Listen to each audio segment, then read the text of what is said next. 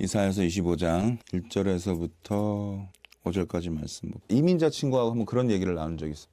이 친구가 질문한 게 왜 하나님은 사람들을 사랑한다고 하면서 모든 사람들을 다 구원하지 않으시냐. 내가 뭐라고 대답을 했냐면 비자가 없잖아 라고 말했더니 그 친구가 단박에 알아들었어요. 비자라는 것은 정말 힘든 거거든. 영주권과 시민권은 달라요. 알고 있어요? 이민자들이 그 나라의 시민권을 따고 해서 엄청 노력하지만 그 나라에 살고 있다고 해서 다 시민권자가 아닌 거지. 여러분들이 지금 이 교회에 있는 것은 하나님 나라에 포함되어 있다는 것을 믿으시기 바라요. 여러분들이 신앙생활을 하고 예배드리고 찬양을 하고 하는 이 모든 과정들은 시민권을 따기 위한 과정과 같은 거야. 말하자면 영주권을 따기 위한 과정과 같은 거야. 근데 얘 태도가 너무 불량해. 예배 시간에 뭐 자꾸 딴짓해. 그럼 그 사람한테 시민권을 줄까?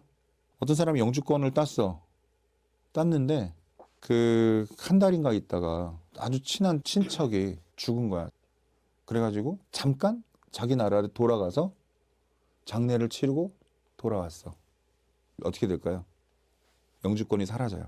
영주권을 따면 6개월 이상 해외를 나가면 안 돼요. 아, 이 사람은 우리나라 사람이다 라고 인정할 때까지, 그 시민권을 딸 때까지 그 나라에 복종을 해야 되고 최선을 다해서 그 나라의 법을 지키고, 예? 영주권을 땄는데 남의 집에서 강도짓을 한다든가 그럼 그 사람은 감옥에 들어가고 영주권은 박탈이 돼요. 근데 시민권 가진 사람은 불법을 저지르면 어떻게 돼요?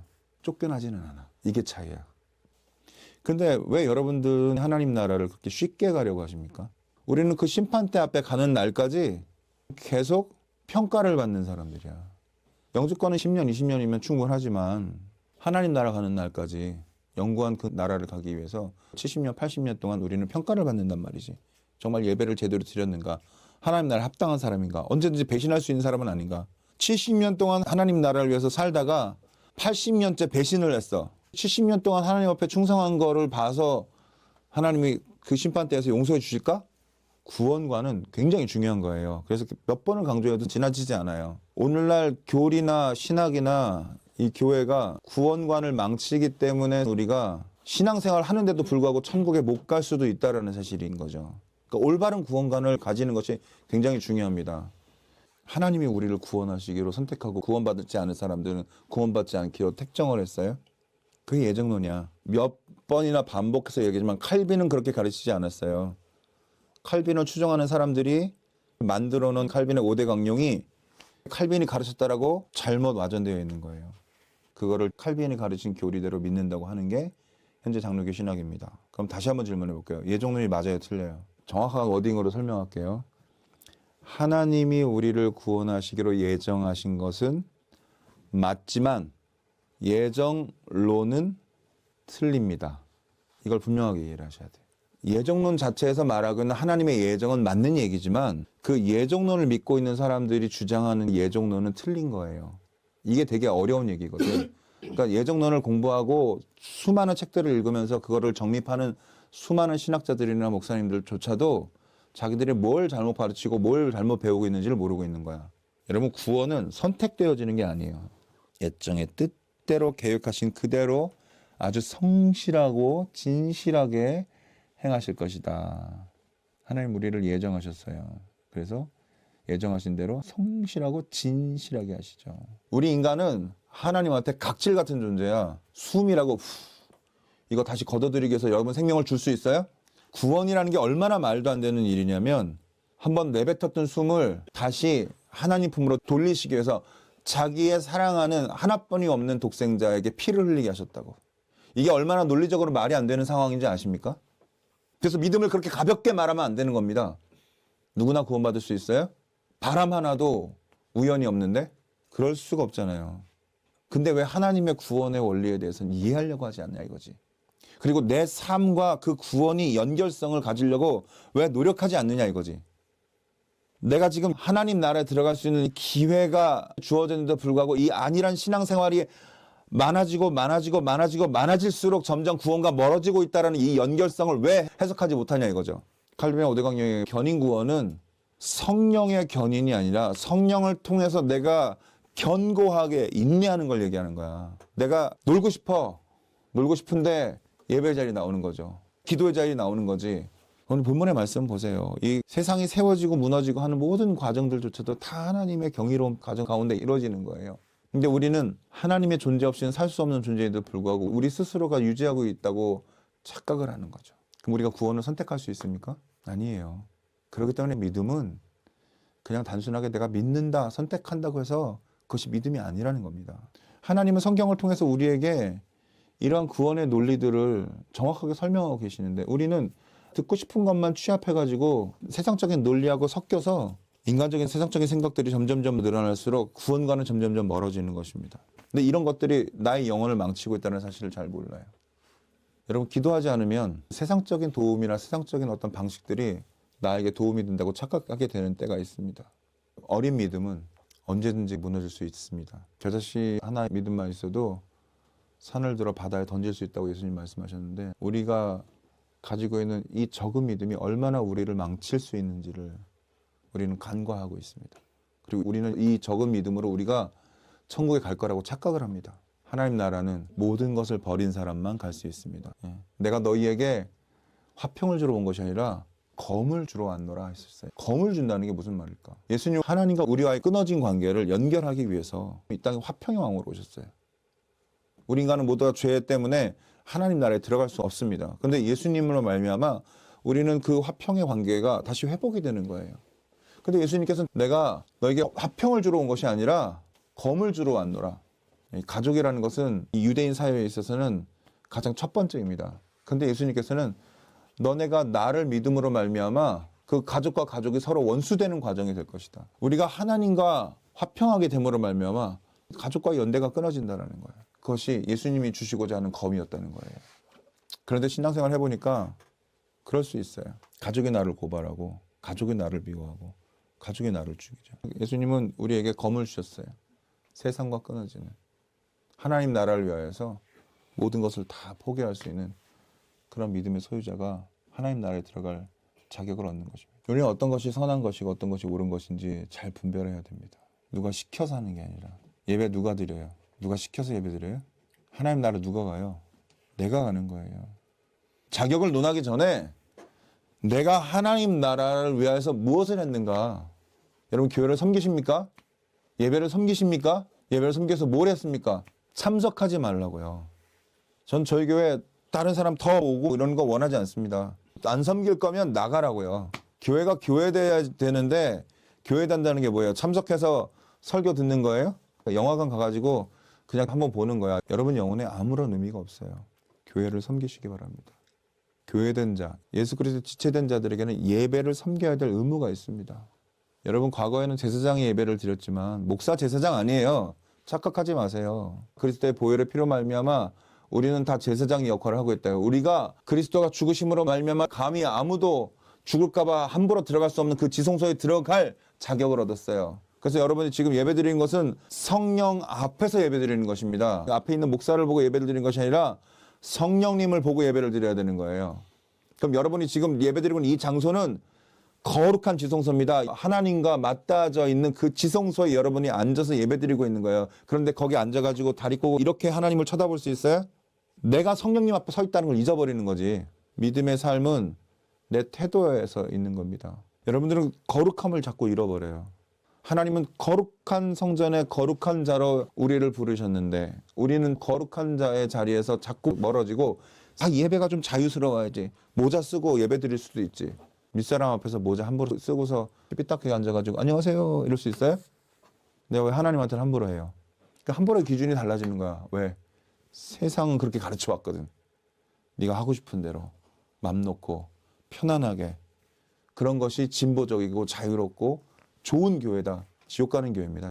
스스로 자기를 정결하게 하고 스스로 자기를 거룩하게 하고 스스로 성결의 길이 무엇인지 돌아보며 스스로 자기를 절제하고 온전한 길로 서게 하는 것, 그것이 믿음이죠. 그랬을 때 하나님께서 경건한 자로 인정하시는 거예요. 우리는 우리 행위로 의로워질 수 없습니다. 우리의 삶을 스스로가 의롭게 만들 수 있는 방법은 없어요. 오직 예수 그리스도를 말미암아 의의 증표를 우리가 얻는 거죠. 그리스도의 보혈의 피가 나하고 상관 있을 때 나는 의로운 자라는 칭함을 얻는 겁니다. 이게 이신칭이에요. 이렇게 어렵게 설명하는 목사는 내가 아마 처음일 거야. 믿으면 의롭습니다. 이렇게 말하지. 근데 믿음이라는 걸 잘못 가르쳐 놓으니까 믿으면 의롭습니다 말이 이렇게 어렵게 설명해야 되는 시대가 됐어요. 하나님은 우리의 믿음을 보시고 우리를 의롭다 칭하실 때에 의인으로서의 증표를 얻는 겁니다. 그럼 의인으로서의 증표를 얻었으면 그에 마땅한 행동과 그에 마땅한 생활을 해야죠. 옛날 그 신사들은 항상 까만 중절모를 쓰고 양복 딱 입고 인사할 때는 모자를 벗고 인사하는 게 상대방에 대한 예의였어요. 군인은 모자를 쓴 채로 격려를 하는 게 예의죠. 하나님 나라는 여러분 다시 한번 나의 신앙을 점검해 보십시다. 난 지금 하나님 나라에 합당한 신앙생활을 하고 있는가? 나는 하나님 나라에 합당한 예배를 드리고 있는가?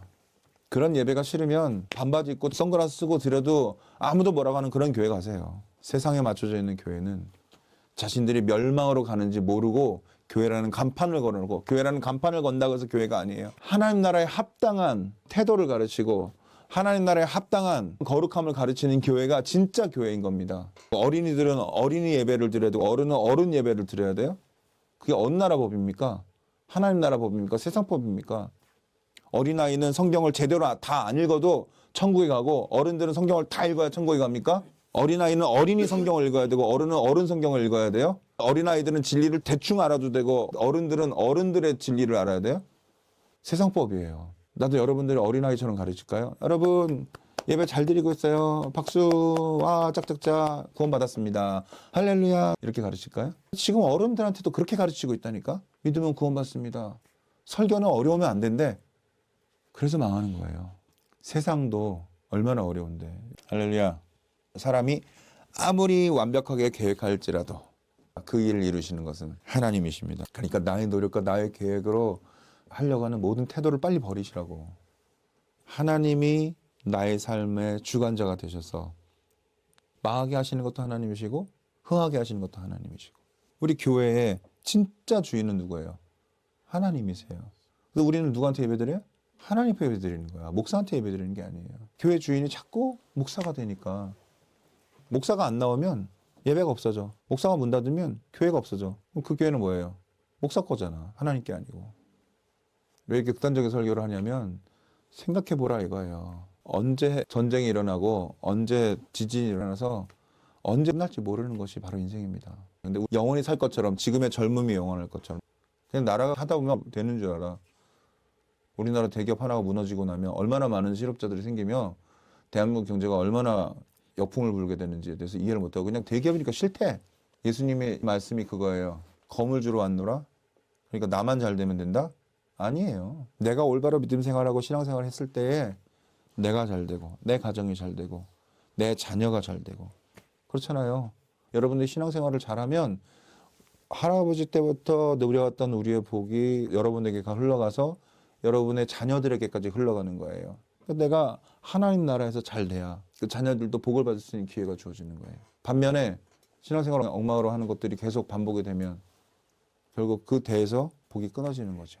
주 예수를 믿으라 그리하면 너와 내 집이 구원을 얻으리라. 바울의 이 말이 무슨 말인지 잘 기억하시기 바랍니다. 그냥 믿기만 하면 저절로 그냥 다. 근데 그게 사실이야. 근데 믿기만 하지 않으니까 문제야. 그죠? 믿는 거 말고도 하고 싶은 게 너무 많아. 해야 될 게 너무 많아. 그러니까 세상 것들이 자꾸 주가 되는 거야. 하나님이 나를 위해서 펼쳐놓으신 수많은 계획들은 보지 못하고 자꾸 세상이 말하는 좋은 것들에 내 정신이 혼미해져 가는 거죠. 신앙은 좋은 습관입니다. 예배하고 기도하고 해야 될 게 너무 많은데 그냥 에라 모르겠다고 기도하는 거지. 그리고 웬만하면 어찌겠든지 기도 시간에 와서 기도하려고 오는 거지.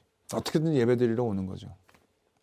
아침에 일어나면 정말 눈에 띄어지지 않지만 일단 말씀을 보고 기도를 하고 그리고 하루를 시작하는 거죠. 좋은 습관. 신앙은 습관이에요. 반대로 나쁜 습관. 그 습관들이 계속 반복이 되고 반복이 되면 그것이 나쁜 습관이 돼요. 예전에 어느 과학자가 밝혀낸 것이 있는데 담배를 끊잖아요. 그럼 몸 안에서 피에 섞여있던 니코틴들이 한 이틀이나 3일 되면 몸에서 다 빠져나와요. 그리고 나서 금연이 끊어지는 데까지는 2달 정도가 걸린다고 합니다. 2달 동안은 무조건 담배를 피지 않아야지만 담배 피는 습관이 사라진다고 그래요. 근데도 불구하고 한 2년 있다가 3년 있다가 다시 담배를 찾는 사람들이 있어요. 그 이유가 뭐라고 얘기했냐면 담배를 폈을 때 연기를 뿜고 흘러나가는 그런 것들이 뇌리에 박혀 있어서 니코틴이 없는데도 그 기분을 다시 느껴보고 싶어 한다라는 거예요. 우리 안에 장착되어 있는 이 나쁜 습관들이 우리 몸에 남아 있는 거예요. 내가 거룩한 것으로 내 마음을 계속해서 정결하게 노력하는 습관들이 들어지지 않으면 그런 멸망하게 하는 습관들이 계속 우리를 붙들고 가는 거예요. 그러니까 지금부터 나쁜 습관들을 고쳐나가지 않으면 안 돼요. 지금은 악한 세력들이 견고한 성읍처럼 완벽하게 보이지만 하나님께서 벌하실 때가 오면 반드시 벌할 것입니다. 그때는 언제냐? 거룩한 자들이 거룩한 옷을 입고 거룩한 세대로 살아났을 때입니다. 하나님은 거룩한 세대를 버리지 않으세요. 유다가 왜 70년 만에 고국에 돌아왔습니까? 그 거룩한 세대의 기도가 예레미야의 그 예언을 믿고 그 말씀을 믿고 그들이 돌아오는 것을 기도했던 사람들이 있기 때문입니다. 하나님은 살아계십니다. 하나님은 우리의 일거수일투족을 보고 계세요. 그건 우리에게도 경고의 말씀이 됩니다. 지금 내가 이런 거 가지고 어느 날 갑자기 하나님이 나를 벌하시진 않겠지. 착각하지 마시라는 겁니다. 때가 되면 하나님이 징계의 채찍을 내리세요. 그 전에 미리 무릎 꿇고 하나님 내가 잘못했습니다. 나를 살려주세요. 용서해 주세요. 예수 그리스도의 보혈의 피로 나를 구원해 주세요. 내가 그 구원에 합당한 인생이 되기 원합니다. 지옥에 가기로 이미 작정되어져 있는 나, 그런 나를 살리시기 위해서 그리스도의 보혈의 피가 오늘 내게도 허락되어졌습니다. 정말 인생에 각질만도 못한 아무런 선택권조차 없는 이 작은 우리를 위하여서 목숨을 버리셨어요. 그 보혈이 오늘 저와 여러분을 이 지성소로 이끌었던 것입니다. 여러분 앞에 성령님이 계세요. 그 성령님 앞에 여러분이 더 거룩해지기 원합니다. 그 성령님 앞에 나 자신을 내려놓고 내 죄를 적나라하게 들여다보면서 내가 죄인임을 인정하는 그런 신앙생활을 하시게 되길 예수님을 축원합니다. 기도하겠습니다.